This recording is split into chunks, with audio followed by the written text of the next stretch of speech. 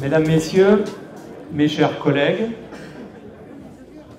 Mesdames, Messieurs, donc je vais commencer ce soir par faire les excuses des personnes qui sont excusées, bien entendu. Il s'agit de Line Lafougère, mairesse de Verrine, qui est représentée par deux de ses adjoints, dont un qui est président du CPI des sapeurs-pompiers, David Baudon, qui est conseiller départemental, comme toi, Karine, et maire de la Jarry, qui s'excuse, le maire de La Rochelle, Jean-Pierre Servant pour le président de la CDC. Je vous cite que les principaux, parce qu'il y en a d'autres, je vais encore en oublier. Je remercie aussi ce soir de leur présence. J'espère aussi, pareil, de ne pas en oublier. Je ne l'ai pas vue, mais elle doit arriver avec un peu de retard. C'est Vanessa, la directrice du groupe scolaire. J'ai croisé le représentant des forces de l'ordre de la CUP de Maran. Donc la gendarmerie est présente ce soir. J'ai croisé le maire de Villedoux, mon ami François Vandizozzi et son adjoint, qui nous font l'honneur d'être présents ce soir. Jean-Michel Tublet, je ne sais pas si je l'ai vu parce que je n'ai pas vu tout le monde, donc qui représente en tant que lieutenant et commandant du CPS d'Anglier-Verrine. Monsieur le représentant de la presse, qui est ici. Ludovic, de la presse vidéo locale. On peut dire comme ça ? Je n'ai pas entendu. Onis TV, voilà. Madame la conseillère départementale, ma chère Karine, voilà. Je regarde vite fait, j'espère ne pas en oublier. J'ai oublié quelqu'un, levez la main. Tout le monde a levé la main, mince. Bien, eh bien, écoutez, mes chers amis, c'est toujours avec plaisir que la municipalité et moi-même, nous vous accueillons ce soir pour cette cérémonie des vœux. L'équipe municipale se joint à moi pour vous souhaiter à vous, à vos enfants, à vos proches, puisse l'année 2019 vous apporter tout simplement le meilleur.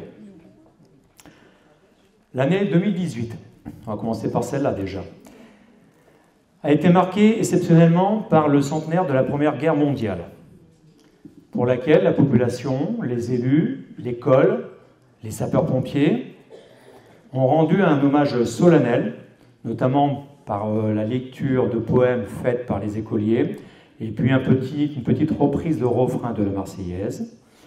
Et donc je tenais, au nom de mes collègues de la municipalité, à remercier publiquement les enseignants, notamment, qui se sont investis pour la réussite de ce moment de recueillement, d'histoire de France et du souvenir. Je mets un point dessus, parce que je suis un peu insistant, parce que c'est vrai que c'est la deuxième année où le corps enseignant joue le jeu, à chaque cérémonie, d'être présent avec les écoliers. L'année 2018 restera aussi marquée dans nos esprits par, vous allez me le dire, le mois de juillet 2018, la Coupe du Monde de football, voilà, vous êtes gagnants ce soir, où la France, eh bien, la France s'est fédérée, une nation entière s'est mise derrière une équipe qui a gagné. Et malheureusement, quelques mois après, nous apercevons que dans cette nation, prise par une violence, je dirais, sociale, avec les différentes manifestations des Gilets jaunes, a secoué gravement notre pays. Je dis gravement parce qu'on commence aujourd'hui à avoir les prémices en termes économiques, sociaux. Demain, on verra un peu plus ce qui se passe. Ils ne sont pas complètement responsables, mais une partie. Et je dirais aussi qu'il y a une partie de ces manifestants, pas tous, bien sûr, une minorité, qui n'ont pas respecté la République et la loi. Alors, c'était le secrétaire général qui disait l'autre jour, la loi, c'est un adage, mais s'il n'y a pas de loi, il n'y a pas de République, et par conséquent, pas de liberté. Donc n'oublions jamais que nous sommes en France, dans un pays démocratique et de liberté. Alors après ces différents événements qui sont toujours en cours, le gouvernement, après avoir porté atteinte à la cohésion territoriale et sociale, à l'affaiblissement de nos capacités d'investissement, notamment dans nos collectivités, à la diminution drastique des emplois aidés, à l'affaiblissement du rôle et de la place de la commune dans l'organisation territoriale, n'est-ce pas, mon cher François? Je dirais que maintenant, il ne s'agit pas, au travers des différentes consultations, de concertations qui se déroulent sur le plan national, de faire porter au seul maire la responsabilité qui n'est pas la leur, même si nous jouons et on prend part au dialogue dans le cadre de ce débat national. Aussi, je ferai plusieurs vœux pour cette nouvelle année. Le vœu, pour que notre pays retrouve de la concertation. Je crois qu'on y est. On parlait de nos jeunes aussi, on a vu qu'il y avait une défiance dans le système scolaire. On va espérer que nos jeunes retrouvent confiance dans le système scolaire et éducatif. Et puis on va croiser les doigts et faire le vœu surtout d'avoir une société plus juste, plus équitable et plus respectueuse. Mes chers amis, tous les ans, depuis maintenant 18 années que je fais cette cérémonie des vœux, j'accueille avec plaisir nos nouveaux voisins. Alors, il y en a, j'en ai croisé quelques-uns tout à l'heure. On les invite. Quand ils peuvent venir, c'est bien. C'est un moment riche de rencontres et de partage avec nos anciens qui sont ce soir. Et je trouve très bien que vous soyez devant, parce que souvent vous êtes éparpillés au fond, sur les côtés, je ne vous vois pas. Là, c'est très bien d'être là. Non, mais quand je dis ça, je le dis avec humour aussi. Vous vous sentez concerné quand même. Non, je trouve que c'est très très bien et je voulais vous remercier, donc Gisèle, Madeleine, toutes ces personnes que je vois devant moi, d'être présentes régulièrement, tous les ans, à cette cérémonie. Notre village, Anglier, est un beau village, ça vous le savez, je le dis souvent. Je ne vais pas vous présenter l'intégrité du village, je sais, vous savez qu'on a des commerces. Tout à l'heure, on fera un point en fin de ce discours sur les commerces qu'on met à l'honneur aujourd'hui. Vous avez des services publics, que ce soit la mairie, les écoles, le centre de loisirs et autres. Vous avez des services médicaux, paramédicaux, je vais assez vite. Vous avez une vie associative qui est en train de prendre son souffle. Elle a besoin de bénévoles. Donc s'il y en a certains parmi vous qui ont envie de s'investir, venez à la mairie, on vous présentera les différents présidents et les associations. Vous avez une commune avec un cadre de vie, notamment, je pense, au marais communal pour les nouveaux voisins. Si vous ne le connaissez pas, il faut aller le voir. C'est un magnifique marais communal qui abrite une biodiversité exceptionnelle. Nous sommes placés proche du littoral, 10-15 minutes, proche de la Venise verte. Voilà. Donc je dirais, mes chers amis, les gentillets d'Anglier, on les appelle les Anglésiens et les Anglésiennes. Vous les appelez comme ça maintenant, d'accord ? Donc, ce que je peux vous dire, c'est que vous avez fait le choix de venir vivre dans notre village. Et vous avez eu raison, car c'est une des plus belles communes de France. Voilà. Ça fallait que je le dise. Si vous ne savez pas, François, tu noteras. Pour débuter cette nouvelle année 2019, eh bien, c'est une année qui débute dans le bonheur. Il est arrivé le 1er janvier 2019 à 1h04 du matin. Il se nomme Milo. C'est le premier bébé de l'année en Charente-Maritime et c'est un Anglésien. Félicitations, je ne les ai pas encore vus, il doit venir, aux parents. Donc c'est Adrien et Julie-Marie. Et aux grands-parents qui m'avaient dit qu'ils seraient aussi présents, qu'on va sûrement en voir. Et donc tout en restant dans la natalité, pour cette année 2018, nous avons eu, ou il y a eu plutôt, 26 naissances. Voilà, pour une commune d'un peu plus de 1000 habitants, ce qui est quand même très bien. Ça fait une classe. Oui, tout à fait. Je parle à Karine parce qu'elle est enseignante, c'est pour ça.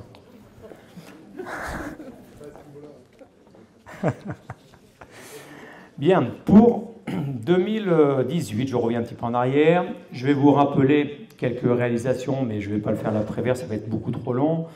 Ces réalisations qui ont été faites, elles sont dans la continuité de la feuille de route qui vous avait été proposée lors des élections de 2014.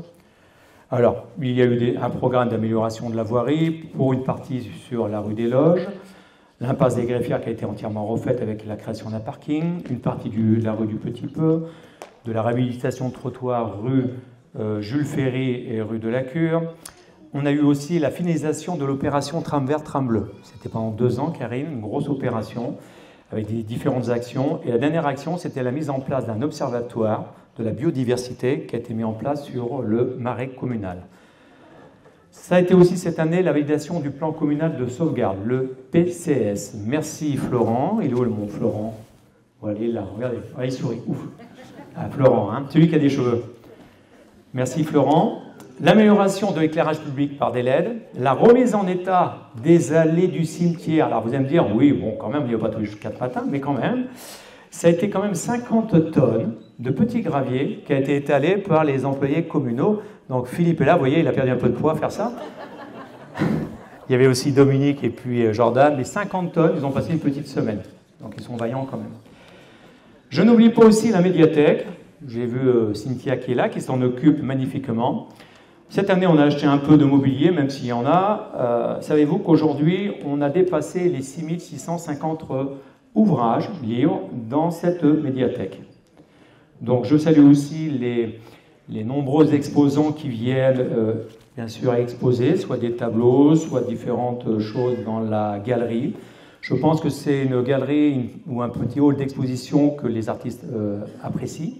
Je pense qu'il y a ce soir peut-être Madame Françoise Héléné qui est par là. Elle m'avait dit qu'elle venait. De quoi? Elle est derrière, Françoise? Françoise, voilà, artiste peintre professionnelle qui expose. Tu as exposé 2 fois, je crois. Hein. Une fois, bon, une deuxième fois bientôt, alors c'est pour ça. Hein. J'anticipe. Donc merci à vous d'être venus. Merci aussi aux bénévoles, puisque je citais Cynthia qui est salariée sur quelques heures, mais elle a toute une équipe d'une dizaine de bénévoles qui s'investit tout au long de l'année pour faire vivre cet équipement culturel. Et puis 2018, ça a été entre autres plus de 60 autorisations d'urbanisme qui ont été accordées par Dany. Voilà, le monsieur qui a des cheveux blancs comme moi. Voilà. Donc quand je dis 60, ceux qui s'occupent de l'urbanisme, ils savent que c'est quand même beaucoup, beaucoup de boulot. 2019, quelques projets qui sont déjà commencés, ou qui ont été validés, ou qui sont en attente de subvention. Alors, je ne vais pas tous, pareil, je vais essayer d'aller assez vite. Nous avons donc la création de trottoirs pour finir la rue du Château et l'angle de la rue de l'École, afin de sécuriser un cheminement doux et de fixer quelques places de stationnement. Nous avons à finir et à réaliser, c'est le parking devant l'école avec son éclairage, ses plantations, ses trottoirs, et puis toute une sécurisation devant l'école, le groupe scolaire. Ça se fera, ça c'est sûr. Des travaux de voirie, je pense notamment à la rue des Loges, mais tout cela sera en fonction des validations et des choix budgétaires qu'on fera dans le BP 2019. Nous avons lancé différents programmes d'enfouissement des réseaux, cela se fera, c'est-à-dire rue de la Commanderie, rue de l'École, rue de Ré, rue du Chemin Vert. Sur ce point-là, je voudrais remercier, je ne suis pas sûr qu'ils soient là, mais tant pis, je veux remercier les propriétaires qui nous ont cédé un petit bout de leur parcelle. Par moment, notamment dans le cadre de l'effacement de réseau, nous avons besoin de déplacer un transformateur. Et pour le déplacer, il faut un morceau de terrain, il faut un petit bout de terrain. Et donc, on est souvent à la recherche d'une dizaine de mètres carrés. Là, nous avons trouvé un propriétaire qui a bien voulu vendre 9 mètres carrés pour installer un transformateur. Autrement, l'opération ne pouvait pas se faire. Et après, du côté du chemin vert, nous avions besoin d'enfouir plutôt une ligne moyenne tension HTA. Et là, nous avons réussi avec un propriétaire, ce qui nous vend une bande de 80 mètres carrés, de façon à pouvoir enterrer toutes ces lignes. Donc je voulais les remercier parce que c'est pas évident de se dire je suis prêt à céder un morceau de mon terrain pour que la commune puisse faire son projet. Donc merci à eux. Ensuite, la route de la mer, la réfection de la chaussée. Alors vous allez me dire la chaussée elle est bien, route de la mer non, elle est bien parce que c'est une première trame de travail qui a été réalisée avant l'hiver, mais c'est une émulsion à l'eau et donc ça ne tiendra pas dans le temps. Donc là il y a un enrobé à chaud qui doit venir colmater, finir tout cela. Donc ça c'est en accord avec les services du département, mais ça se fera cette année.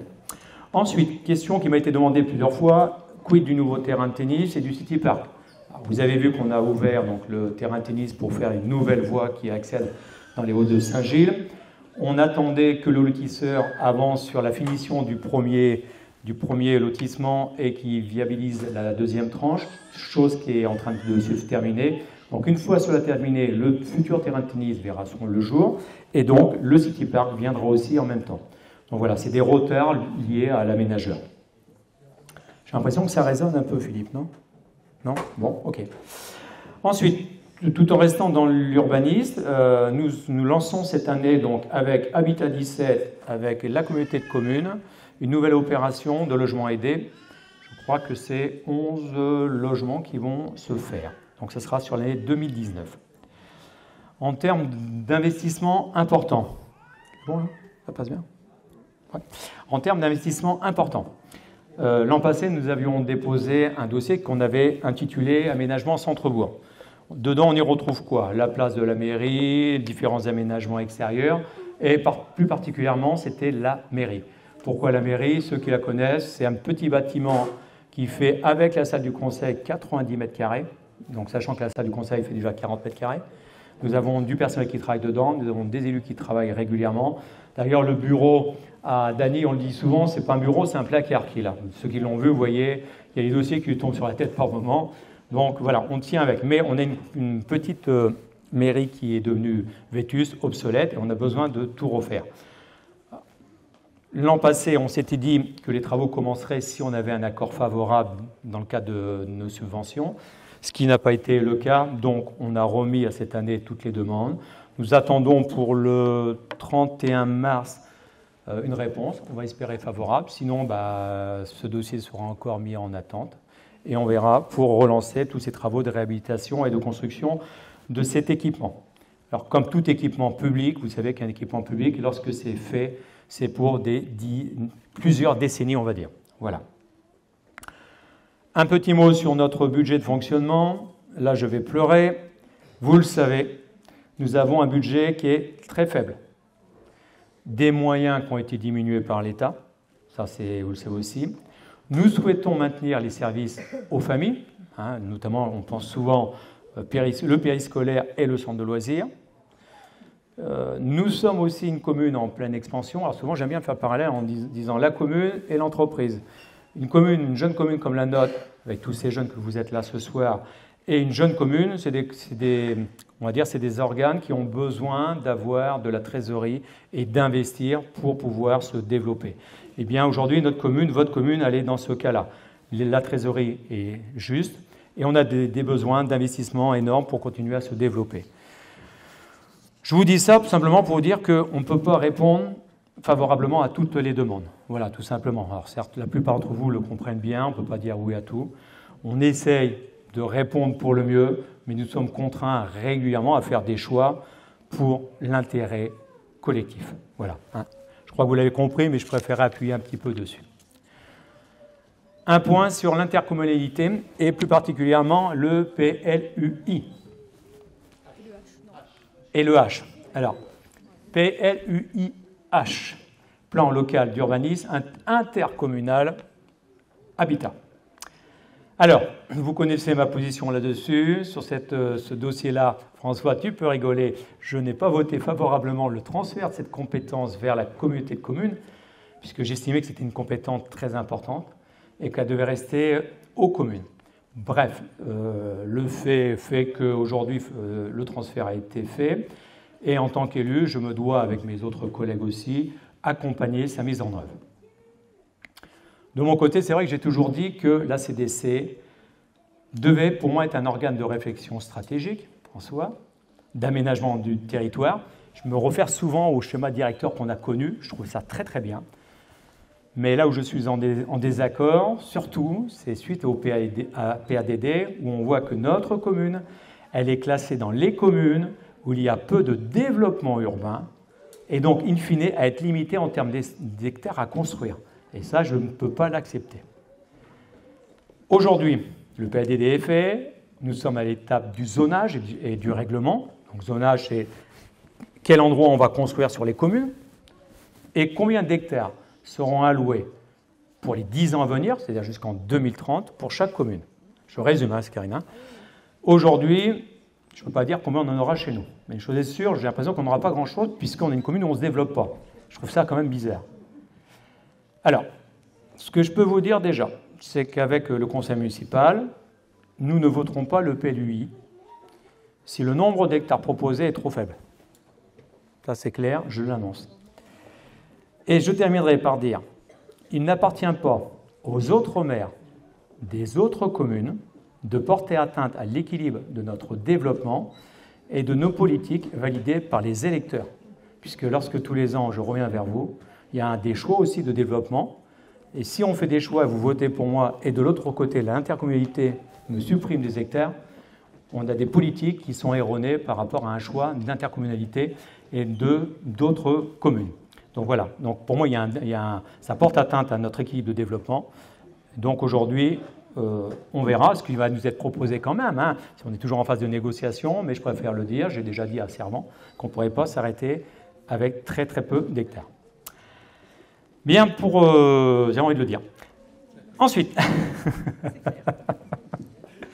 alors, je n'oublie pas aussi que tout ce travail que je viens de citer, il y en a du travail, hein, et depuis de nombreuses années, reste une œuvre collective qui associe l'énergie et les compétences des adjoints. Donc Christine, que je n'ai pas excusée, Christine n'est pas là ce soir, c'est rare qu'on ne la voit pas. Donc Christine qui est adjointe, Dany, Christian, et de l'autre côté, voilà, mon Christian, Denis, voilà. Ah, j'aurais presque pu prendre des adjoints sans cheveux, mais presque. Les délégués municipaux et tous les membres du conseil municipal. Donc merci à vous de votre énergie et du temps passé, parce qu'on ne s'imagine pas, mais il y a beaucoup de temps à consacrer. Je n'oublie pas aussi l'intégralité du personnel communal qui est ici, et notamment Corinne, Robert, je l'ai croisé, elle est par là, Corinne, non, vous la voyez. Et puis Philippe, il est toujours, on le voit bien lui, parce qu'il se fait toujours en avant. Corinne, la prochaine fois, vous mettez avec Corinne, hein. Voilà, bien. Alors, que ce soit pour les élus ou pour les agents de la commune, je vous remercie chaleureusement pour votre engagement au service de la commune et de la population. Donc là, mesdames et messieurs, je vous adresse mes vœux de bonheur pour vous et ceux que vous aimez. Que l'année 2019 vous aide à réaliser vos rêves et comble vos espoirs. Voilà. J'en ai fini pour ce petit mot, et après on prendra autre chose. Voilà, merci de votre écoute et de votre patience.